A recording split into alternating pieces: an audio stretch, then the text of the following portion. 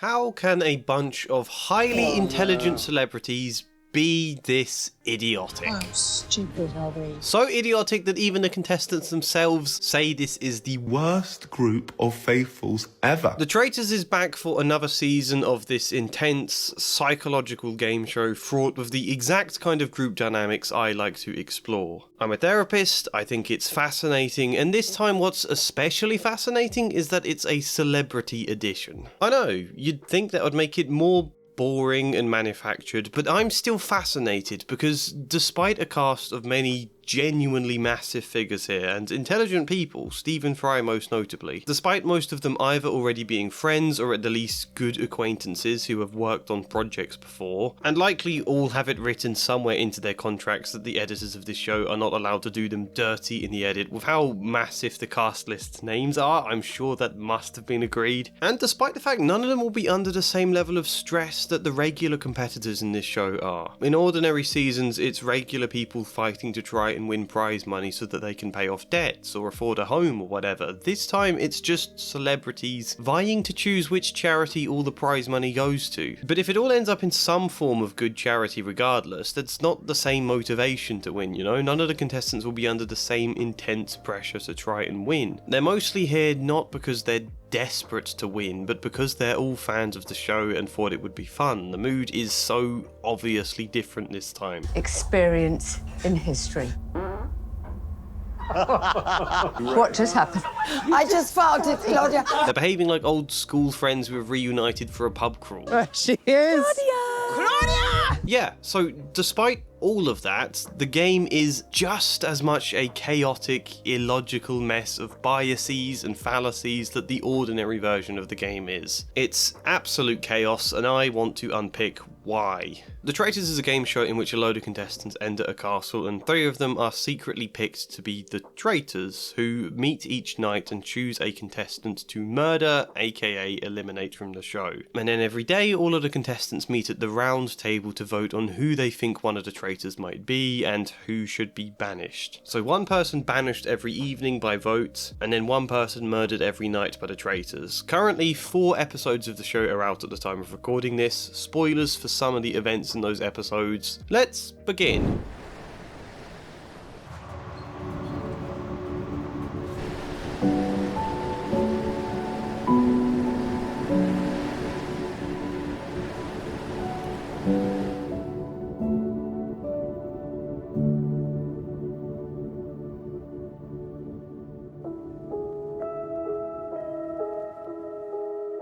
So here comes the big spoiler. Are you ready? Niko Omilana is the first contestant banished from the game, and it is both completely illogical they voted him out and also highly predictable. Here's the setup. The first person chosen to be murdered, rather than being eliminated from the show immediately, as usually happens, they instead become part of this little free coffin game. There are 3 coffins, and the person being murdered goes in one of them, Paloma Faith, and then 2 other people that the Traitors have secretly chosen go in the other 2. And then, of these 3 coffins, all of the contestants have to try and guess which of them is the contestant being murdered, and if they get it right, they win money for the prize pot. What's interesting here is that the Traitors could choose to put themselves in the other 2 coffins if they wanted. And on the surface, the logic there is that if a traitor placed themselves in one of the coffins to indicate they were one of the 3 people potentially being murdered, it might make them not look like a traitor, it might make them look like a victim. However, that's not the way anyone's minds work here. They hear that the Traitors could put themselves in the coffins and they immediately think, ooh, I bet they would. That's the sort of dastardly thing they'd do, isn't it? The probability is quite low, though, that one of these players in the 2 coffins is a traitor. There's no clear reason to necessarily suspect it, however, it feels possible. Probability-wise, it feels like a 50-50 chance. Either there is a traitor there, or there's not a traitor. This is an equiprobability bias. 50% is good odds, and so they quickly start assuming one of them must be a traitor, even though it's not 50% odds at all. It just feels like it. Adds to that, there's also the fact that this is episode 1. No one else has any other evidence or reason to suspect anyone of being a traitor. There is no information to go on because the game just started, and so as a result of this very tenuous, slim, potential shred of evidence, 2 people in 2 coffins, when that's the only clear thing you can direct your attention towards, you overrate its importance as a clue. It starts to feel likely because it's the only thing you can analyse. And you're so very hopeful of being smart enough to catch a traitor, and so increasingly you just start to feel like one of them must be a traitor. No logic in any of this though, your feelings take over, and so when Niko Omilana and Lucy Beaumont are placed in the coffins, very quickly they are going to come under fire. Which is unfair on them. The seconds they were picked to go in those coffins, and whoever decided that this coffin task should take place in episode 1, that makes things really tricky for them. And what's a shame here is that Niko puts up a confident, robust, as logical and clear defence as you could possibly expect of him. If I was a traitor, why would I put myself in a coffin when it places me under a spotlight? Why would I do that on the first day? If I was a traitor, I would want to hide in the shadows. I have been placed here as a setup to draw attention towards me instead of towards actual traitors. And he's absolutely right. That is the most likely scenario here, and it's also exactly what did happen. And yet, they all still vote him out anyway. Why? They have to work out the word connections.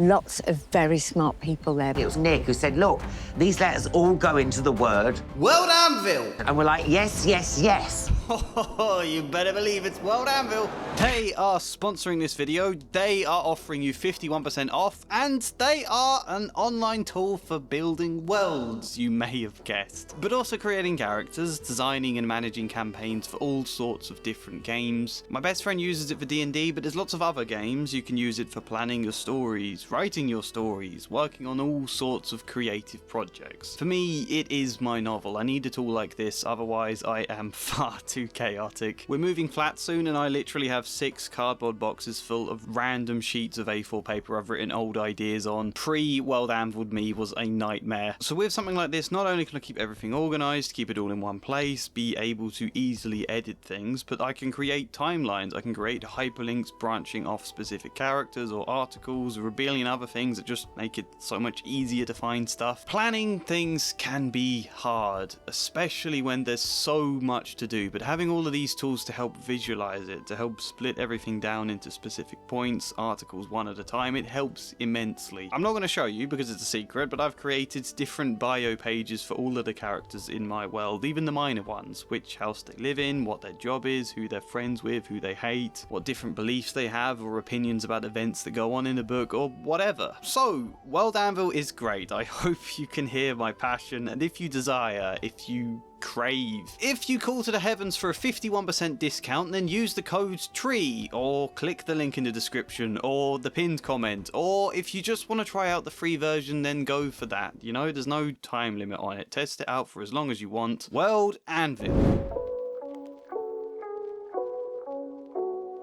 The problem is, no matter how logical, no matter how eloquent an argument Niko could possibly make, people can always still turn around and say, well, what if that's a double bluff? If it's so illogical a traitor would put themselves in a coffin, then maybe that's exactly why a traitor would do it. I think there's a case of double and triple bluffs here. Yeah. And the problem is, you can make this argument against any logic in the show. Whenever anyone might reasonably point out why it's unlikely they're a traitor, they can just immediately spin that into a double bluff reason as to why you are one. You can't win the logic battle in that sense. If someone has already decided it's you, they want to believe that they're right, that they're intelligent, that they figured something out in a clever way. And if you're there telling them, no, you're being stupid, think it through, they don't want to believe that. It's not as pleasant a narrative. And then if there's no one else there especially suspicious of either, not thinking it's you would mean admitting that they don't know anything at all, which is even more unpleasant and sometimes potentially stressful. Therefore, they armor themselves against your logical arguments and maintain conviction that you are a traitor. Time and time again this has happened on the show. Time and time again people are presented with an absurd scenario and yet go, but it must be a double bluff, only to vote vote out someone totally innocent and be totally shocked to discover that. Oh my god, I was so sure they were a traitor.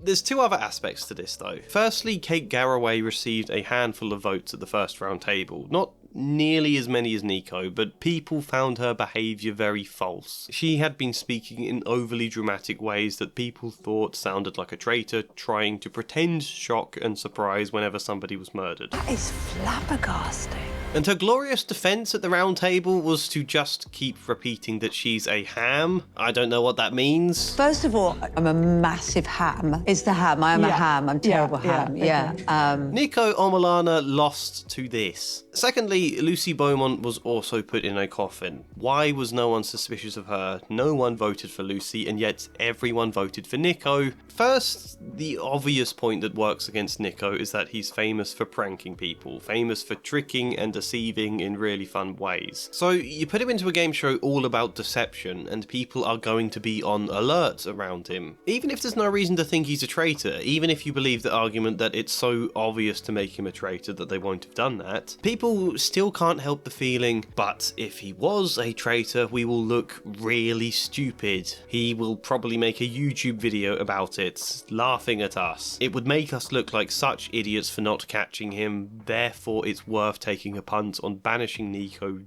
just to spare that potential humiliation. Secondly, and this is both the highly predictable aspect and also what's so sad, the thing that made me shout at the TV when watching, which I very much enjoy doing by the way, it's a fun sort of faux anger. Niko Omilana is not from the same world as everybody else here. They are world-renowned actors who have all worked on projects together, comedians who will have gone around the circuit with each other, TV presenters and singers who are all either close friends in many of these cases or decent acquaintances. They will have crossed paths on chat shows or podcasts or award shows or networking events. They have all at some point worked within the BBC. Niko is a massive ham, is a massive YouTuber who, like all of them, seems to start up some random brand of snacks, but that is still not the same world. They know of him, but they don't know him, and so they are less inclined to trust him. Also, I'm going to point this out here too, a lot of people voting him because they claim he seemed off, seemed very tense after the traitors were picked. Like, you don't know this man well enough to know what off means for him. Maybe he's just nervous because suddenly everyone is looking at each other with suspicion and he has no clear friends here.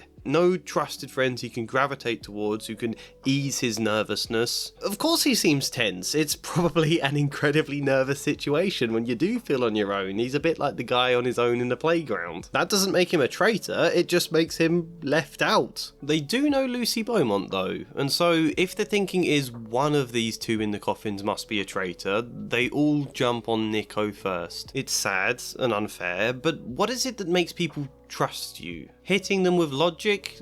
No, logic is rarely what builds trust. Human connections are what build trust. Which is another point people often forget about this game. Even the people you most trust and the most close friends with could be a traitor. But I think this is part of why his very eloquent, robust defense ends up worse off than someone just stating she's a ham. The smarter he appears, the more devious they assume he's capable of being, and also the greater threat in the game. The traitors, let's remember, get 3 votes in the banishment here. Do they want to vote out the guy who has shown himself capable of making rational arguments? Or the person who... No criticism of Kate Garraway, I don't actually know who she is, but she appears less capable in this show. Out of the two, Niko feels like more of a threat, so they vote for him. And again, Kate Garraway is from their world. We don't see it in the edit of the show, but I wouldn't be surprised if there was some bit of dialogue here where Kate Garraway appealed to the contestants who know her and said, you know me, you know I tend to act like this in ordinary life, and they would say, yes, this is what she's like. Or even if they don't remember that and they've just met her briefly, her saying, you know me, you know this is what I'm ordinarily like, is easier to believe than a barrage of logic about the game. And so, if you're under fire in the Traitors and you want to make a good defense, logic and eloquence can help, obviously, but too much of them without enough appeal towards the human connections you've hopefully been fostering, and I don't think it's likely to work. Niko Omilana was so clearly not a traitor if you really thought about it for 5 seconds, and yet almost all of the contestants were shocked to discover what should have been obvious We're not as smart as we like to think when we're dropped into difficult scenarios, and that's what's so fun about this game. Anyway, maybe I'll talk more about the show if there's enough interest. If not, check out my videos on the Traitors Season 3, or leave a comment, like this video if you like it. Maybe subscribe, or support me on Patreon, buy me a coffee, or as a channel member, but otherwise, hopefully see you next time. And as ever, a special thank you goes to Flying Spider, Luke Core, Michael Gallagher, Benry, Thafi, Chad Bramwell, and Joshua C. Follier. Thank you.